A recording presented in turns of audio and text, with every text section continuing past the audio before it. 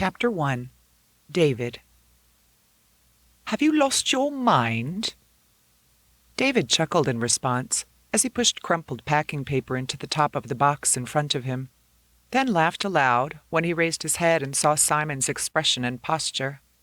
Mouth gaping, chin thrust forward, slumped shoulders, and hands, palm up, held out as if supplicating. Simon held the posture through David's laughter, then continued, "No? What is it, then? You have 3 months to live and have decided to live them in peace? Or you're not the real David Cartel, but an alien posing as David? What?" David stretched tape across the top of the box he'd finished packing, pulled an empty box forward, and gestured toward Simon. "Can you hand me those books?" Simon's expression changed to one of exasperation. He straightened to the regal posture he normally maintained, slid a book off the table, and swept it behind his back. "I will not. Not until you explain yourself."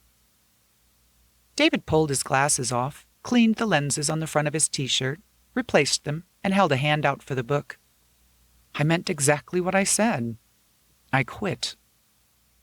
The thrill of excitement flushed through him again, as it had when he first said the words aloud in the solitude of his Manhattan loft apartment months ago, as it had just minutes ago when he repeated them to Simon, the only other person he'd told of his decision.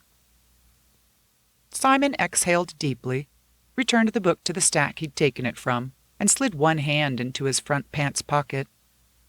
"That's not an explanation. If I promise not to yell again, will you do a favor for your agent and long-time friend, or so I'd like to think, and explain yourself?" A brief wash of guilt dimmed David's enjoyment of the moment. He had never applied the word friend to Simon in his mind, not explicitly.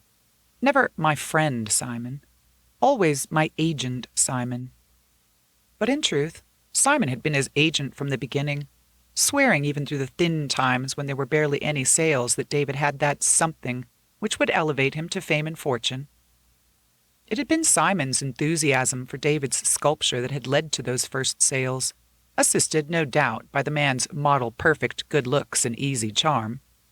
But now, through the lens of Simon's casual comment, David realized that Simon was indeed a friend, probably his only friend. No, they had never met for purely social reasons, but David would find his company enjoyable. He vowed to make the effort in the future, and to give Simon the explanation he deserved now. David dropped his outstretched arm and said, "How about a glass of wine?" Simon recognized the capitulation. "Hell, yes. Yes, please." Bringing 2 glasses and a bottle of his favorite Cab Sauv, David settled expansively on one side of a low table that connected 2 wings of an enormous U-shaped couch. Simon settled on the other side, immediately sipping from the glass of ruby liquid David offered. Then leaning toward David, Simon said, "Tell me this isn't about Casey." "It's not about Casey."